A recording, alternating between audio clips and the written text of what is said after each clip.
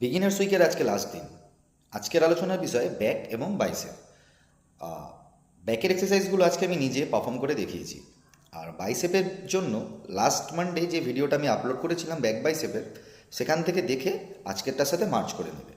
আমি বাইসেপের জন্য কেন নতুন ভ্যারিয়েশন দিলাম না সেই বিষয়ে আমি ভিডিও শেষে একটু কথা বলে নেব। তো চলো দেখে নেওয়া যাক ব্যাকের জন্য কী কী করতে হবে। প্রথমেই পুল আপস 10টা করে 3 সেট, এটা ব্যাকের জন্য most effective exercise. Next wide grip lat pull, হাতটাকে দেখো আমি উপরে কতটা রিলিজ করছি, দেন আবার চেস্টে নিয়ে আসছি, আবার রিলিজ করছি, ঠিক এই পশ্চারে করবে। নেক্সট যে এক্সারসাইজটা বলবো সেটা হচ্ছে বিহাইন্ড দ্য নেক ল্যাট পুল। সেটা একটু ওল্ড স্কুল, মানে আগে আমরা করতাম, কিন্তু এখন অনেকেই এটা করা সাজেশন দেয় না ইনজুরির জন্য।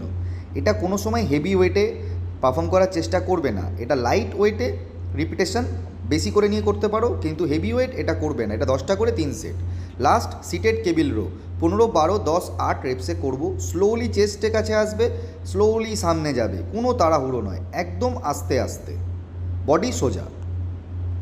তো তোমরা দেখলে যে ব্যাকের জন্য কী কী এক্সারসাইজ করতে হবে এবং কিভাবে করতে হবে। আমি একটাই কথা বলবো যে বিহাইন্ড দ্য নেক পুল ডাউনটা করার সময় খুব সাবধানে করবে। হেভি ওয়েট একদম নেওয়ার চেষ্টা করবে না, তার কারণ এটা করার সময় ইনজুরিজ হয়ে যাওয়ার চান্সেস থাকে।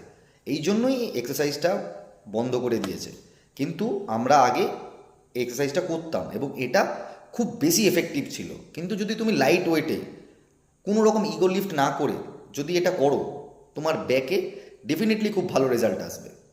আর রইল টাইসেপ বাইসেপ, আমি কালকেও টাইসেপের জন্য নতুন এক্সারসাইজ দিইনি, আর আজকেও বাইসেপের জন্য কোনো নতুন এক্সারসাইজ দিলাম না। তার কারণ হচ্ছে আমাদের হাতের মাসেলটা খুব ছোট, এটাকে বারবার ভ্যারিয়েশন দিয়ে বিরক্ত করার দরকার নেই। একই এক্সারসাইজ 2 সপ্তাহ করো, তারপরে সেখানে ভ্যারিয়েশন নিয়ে আসবে। ইভেন আমি আর কোনো রকম চেঞ্জেসও করবো না এই পুরো চার্টটার মধ্যে। এটাই তোমরা পারফর্ম করবে 2 সপ্তাহ ধরে, তারপর আবার নতুন চার্ট।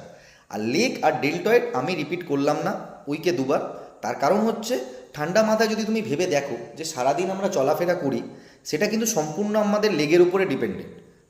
তো আমাদের লেগ সারা দিন এক্সারসাইজ করছে, তো একে এক্সট্রা করে প্রেশার দিও না এখন। কেন? বিকজ তোমরা নতুন, তো কিছুদিন বাদে থেকে উইকলি 2বার করে লেগ করবে। আর ডেল্টয়েড ঠিক সেম, আমরা হাতের যে কোনো কাজ করি আমাদের ডেল্টয়েড সবসময় মুভ করছে, তো ডেল্টয়েডেরও রেস্টের প্রয়োজন আছে। তুমি চেস্ট বলো, তুমি ব্যাক করো, তুমি বাইসেপ করো, টাইসেপ করো, সমস্ত ক্ষেত্রেই তোমার ডেল্টয়েডে একটা প্রেশার পড়ছে।